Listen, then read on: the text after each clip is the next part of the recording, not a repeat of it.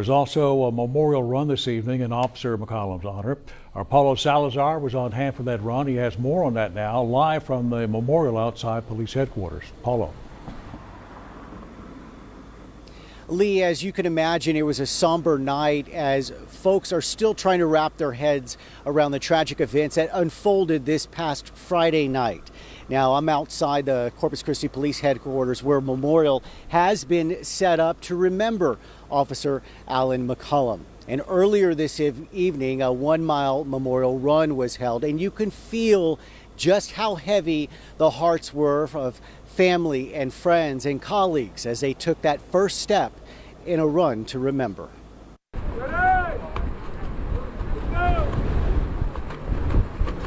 Well over 100 runners laced up their shoes in honor of Corpus Christi police officer Alan McCollum.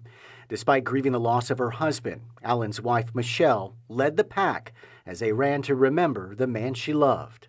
We're just overwhelmed. It was a very last-minute run that was put together, and I love running. The girls love running, and my husband loved being outdoors running as well. The last few days have been tough, but Michelle says seeing the impact her husband made on a community he fell in love with has helped. The days have been long and hard and sleepless, but the community showing their love is helping us get through. We have such an amazing community.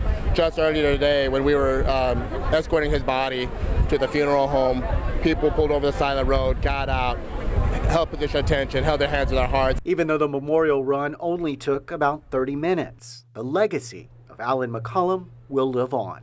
What will you remember most? His gentle smile, just his personality. He just loved deeply. And meanwhile, Michael Love, the officer injured in Friday's tragic accident, we're told, is in stable condition at a local hospital. Now, Mayor McComb tells us that Officer Love is dealing with a major pelvic injury and is trying to cope with the loss of a fellow officer. Outside the Corpus Christi Police Headquarters, Paulo Salazar for Chris 6 News. All right, thank you very much, Paulo.